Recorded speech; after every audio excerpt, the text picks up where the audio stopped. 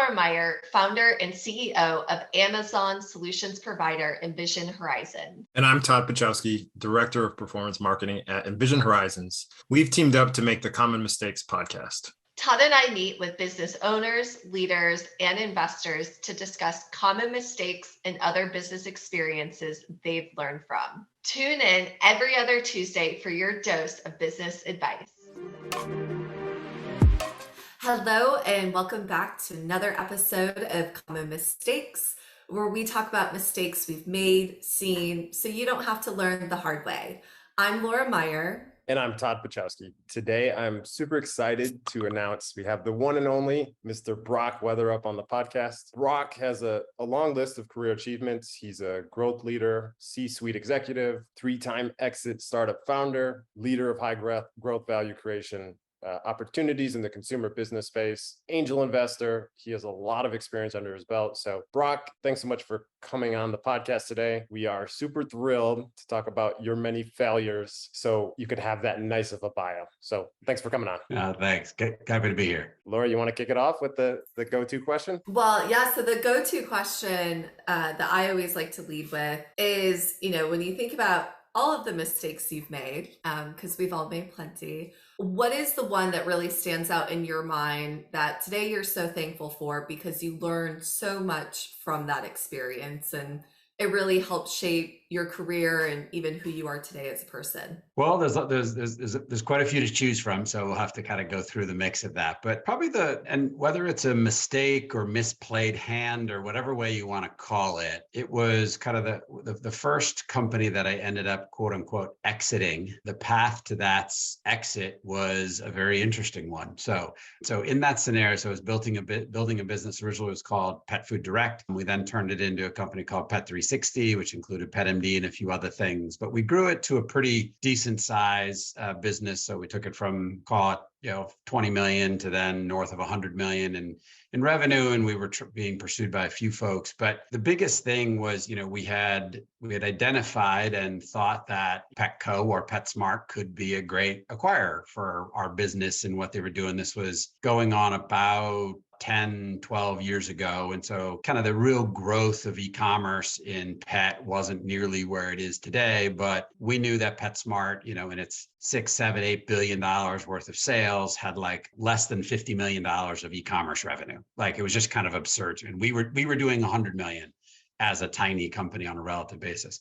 So we had gone through a long exercise of kind of working with them and trying to kind of get PetSmart to be excited about what we're doing. And we finally got them to that point. Probably it was 8-10 months of effort to get to true dialogue about an acquisition. And so fast forward to, I know it was at the end of June that year, and we signed an LOI. And so PetSmart was a public company. And so it was great. We signed an LOI. 2 days later, came out in the news that there was an activist investor had taken a position in PetSmart. And I was like, oh, okay. So I'm like, okay, what does that mean? I don't know what that looks like. And underneath that, we had made a bet as a company. And this is where I would say the mistake was that ended up, again, working out fine, but learned a lot is, we had made a bet on we were going to go down this path and try and look for this exit. And so we signed it. The activist investor was involved. The CEO of PetSmart called me and said, hey, don't worry, everything's fine. This is just kind of how it works. I'm like, okay, we'll kind of see where it goes. Fast forward then to within that sort of dynamic of that LOI was that we would create definitive agreements in basically 6 weeks. So fast forward to 4.5 weeks into this 6-week exercise. So mind you, at this point, my leadership team, the rest of the company couldn't know because we were a public company. If you did that would be called insider trading and people would go to jail. So that was not something, but my leadership team knew and it was going to be a great outcome for each of them individually. Obviously for myself also, it was going to be a great outcome for our investors. So everybody knew what they were getting. Like we had all of the leadership team had to sign employment agreements and blah, blah, blah, blah, blah. So everybody was like all in. And in many respects, that sort of scenario has people all of a sudden start, frankly, spending the money that they don't have yet because it's all there. They knew how much it was going to be for each of them. And so I get a call from and underneath that, I will say, We had really pushed our borrowing power. We weren't profitable yet, and so we were losing a bit. But like we were at the edge. Put it that way. Like we weren't really in a position to kind of. We made our bet on we were going to create this outcome. We needed to make the outcome. We had to sell the company. All this sort of stuff. Get a call from the CEO of PetSmart at the time and said the deal's off. I'm like, the deal's off? What do you mean the deal's off? The deal, like we're a week away from signing this thing, not closing, but signing. Like we're a week away. And I'm like, no, like, so are we off as in like we're breaking up, but we might get back together? Or is this like are we really broken up, or are we just sort of broken up? Like, what does this all look like? And he's like, we can't do it. And this activist investor was in the background kind of pushing a lot of this. And so they said the deal's off. And so and sorry to interject here, but like, was there context, or it was just a flat no? It was a flat no. That's torture. Oh my God. Like to say like what it was like. And so out of that, all of a sudden it was a total oh shit moment. I'll never forget. It was a Friday night. I got it. I literally, my wife walked in. I'm sitting in the room. I'm literally like my hands in my forehead. I'm like kind of going like, I didn't tell anybody else and the rest of the team until the end of the next day because I just couldn't get there. And there was no explanation. There was no other than no. You got to be kidding me. And so the mistake was, we had bet on this idea. I had gotten people excited about this next step. The lesson learned in retrospect was it's not done until it's done. Don't get anyone convinced it's done until it's actually done. And it was devastating, absolutely, completely devastating. We spent the next week basically walked in. My CFO and I both walked in that Monday morning, and we both said to each other like, okay, well, I said to him, and then he said to me like, well, I guess I'm firing myself because we can't afford paying me anymore. I should go do something else. You're going to have to run it. And he said the same thing to me.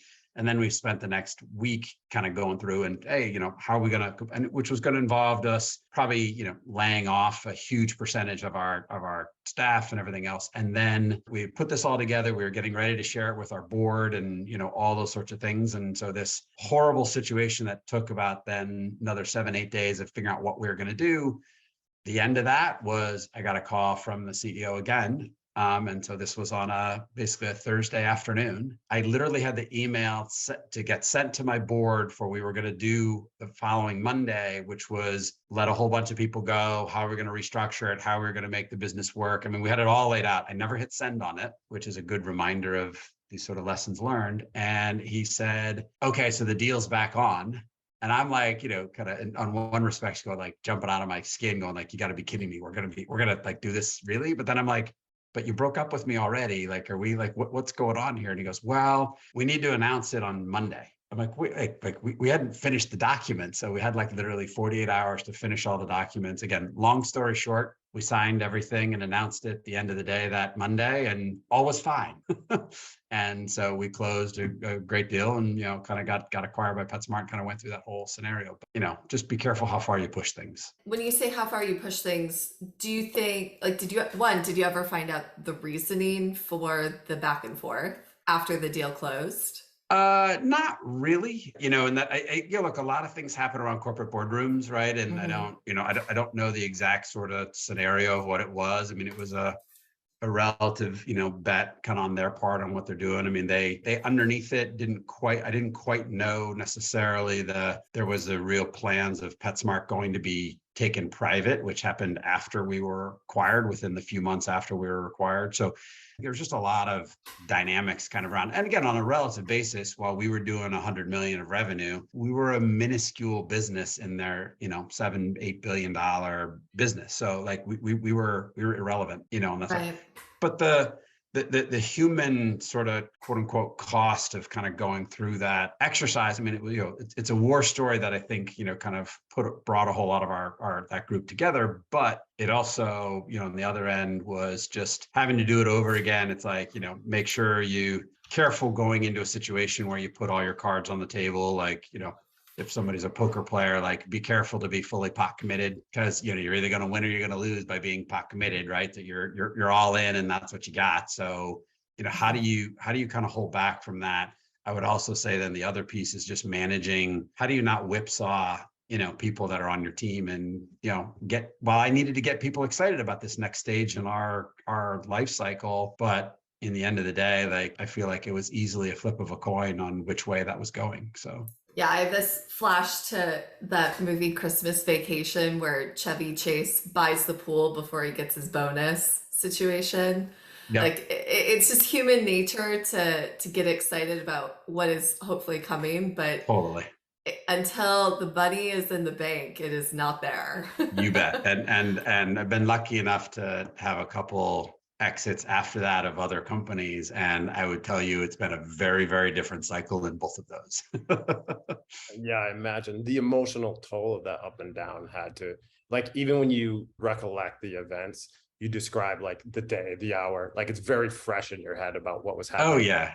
Oh yeah. It is burned in for sure. You did mention to us a story, and I don't know the whole story, so I'm hoping you can enlighten us, but a mistake or something that might have happened to get you fired as a CEO at one point in your career. Yeah, so I've had a couple of those. Sadly, so I was working for this company actually in Michigan called Entertainment Publications, and I was a lot younger and a lot more naive and a lot more inappropriately ambitious in my career desires. So I'm going through, I'm having a review with my boss, who was a CEO. So I was the president of a division. I was talking to the CEO of the business. And basically, like I went through and did my review, and he kind of talked me through a bunch of things. And I explained to him a few different things of why, like you have any sort of good review. Hey, what can you kind of do back? And I would say I was polite, or maybe I think I was polite. I'm not quite sure. He thought I was being polite, but I was polite saying, hey, like, I think this is where like we're blowing it. Like this is where we need to go and what we need to do.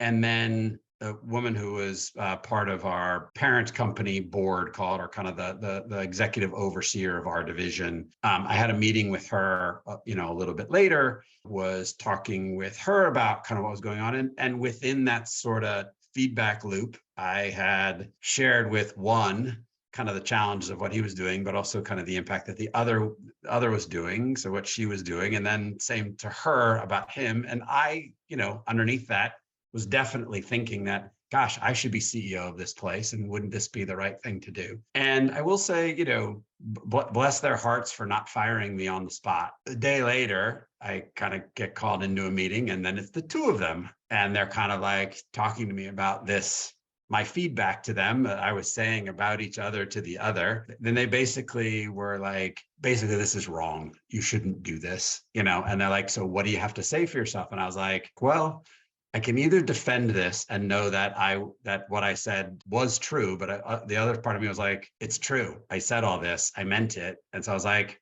screw it. Like I owned it. I just said, hey, yeah, I said it. I probably shouldn't have, but this is what I feel. This is where I think the business is going to go. And they wonderfully, in an incredible way, basically turned around and said, that was really wrong. And that should, you should take a lesson from this, which I most definitely did.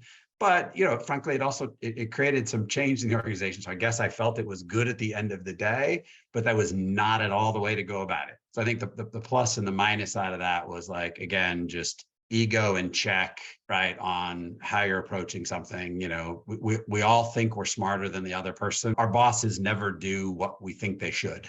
Having sat on both sides of that, right, like you just don't quite know all the information, right, in sort of different ways and what that is. And you can articulate your challenges to things. You just got to do it in a constructive way, and you can create the same outcome, again, without making yourself look like an idiot or, more importantly, not kind of damaging relationships that you have. So they should have fired me. I drove home and I called my wife and I said, I'm pretty sure I'm getting fired tomorrow, but there we are. Now that you've obviously built a lot of companies since this experience, how have you as a leader tried to foster a company culture where back channeling or gossiping like that is discouraged, but there's still that open communication of feedback, right? Because sometimes giving that direct feedback, and I think, every team member is entitled to their point of view.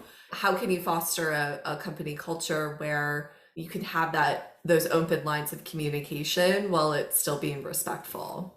I would say I've made it a staple at the core of my leadership style. And I would say kind of within that sort of dynamic, I think one is, do you show up as a genuine leader by yourself and who and what you are, which means you very much and very openly discuss your own failures, your own successes, your own decision-making, your own right and wrong of what did or didn't happen. And if you as the leader can say definitively, like, I'm wrong a lot, and share many examples very publicly of how I'm wrong a lot, it then kind of makes it less of a discouraging point for other people to share the same. A small thing that happened, it was a very happy accident, was in the middle of my Pet 360 days, we launched this site called Petula, which nobody would ever know, but it was kind of the whole Groupon living social sort of explosion that was happening, and that sort of couponing-ish sort of thing. And we made a concerted effort to build a site that was like that, but specifically focused on the pet industry. And I had a team that was fabulous that kind of did some stuff.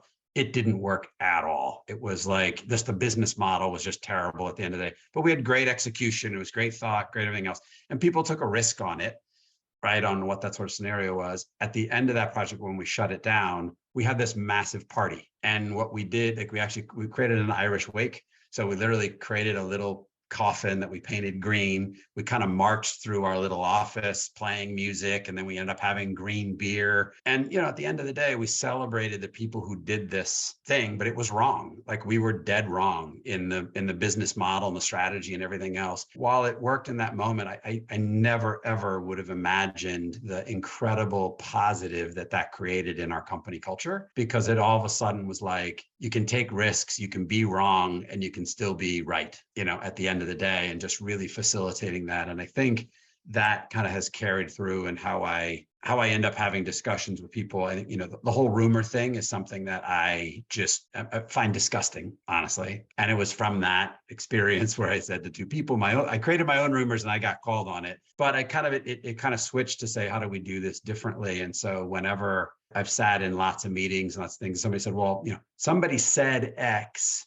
And I said, okay, well, who? Like, you got to own it, right? And you find where other people, and if you start doing that a little bit, and the person who says that they owned it doesn't get fired on the spot, you can have a differing of opinion, even if it hurts to hear it, but you got to say it. I'm not accepting you saying it's something that someone said unless you tell me who said it, because otherwise then I'm not going to listen to it. And you do that a few times and all of a sudden you don't have any more conversations like that. Yeah, and I can attest, I had the privilege of, working under you for a short time, but the very open communication style. And one of the things that stood out to me with your leadership was when we first you acquired the company I was consulting for, came to me, and the question was consistently, what can I do to help you succeed? That was the question. It wasn't coming to me and saying, go do this, we need to change this needs to be better. You understood, like, that's not your full expertise. We were running this division on Amazon. That's where our expertise was.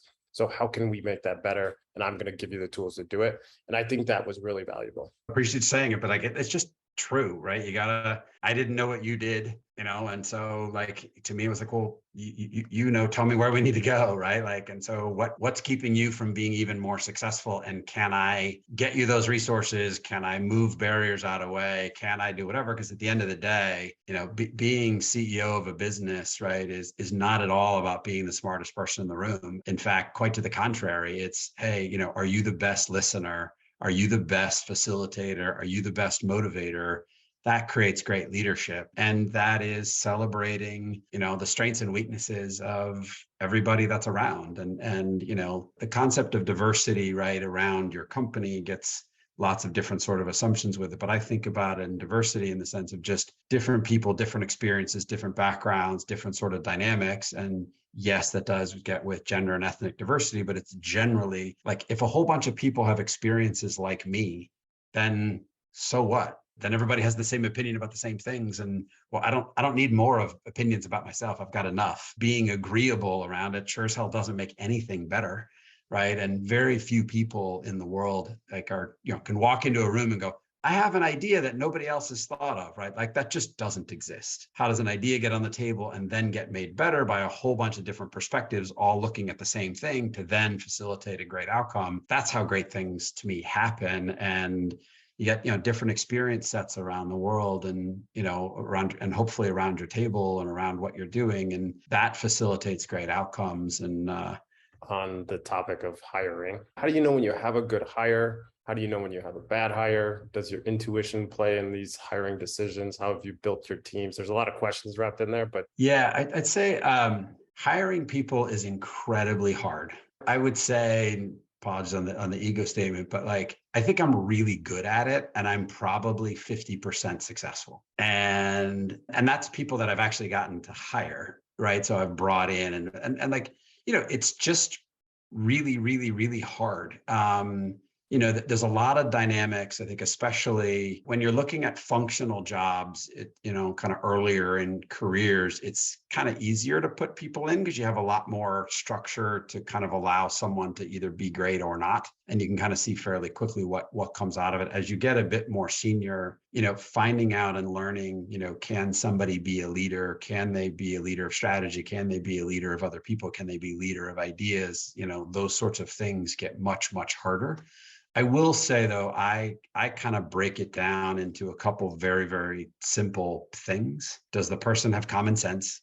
And I know that sounds like a very simple thing, but like common sense seems to not be particularly high kind of around like everybody wants to create something exaggerated, and maybe it's our social media world, but like, do you have common sense? Like if you do A, B is probably going to happen. I think the saying is common sense isn't so common.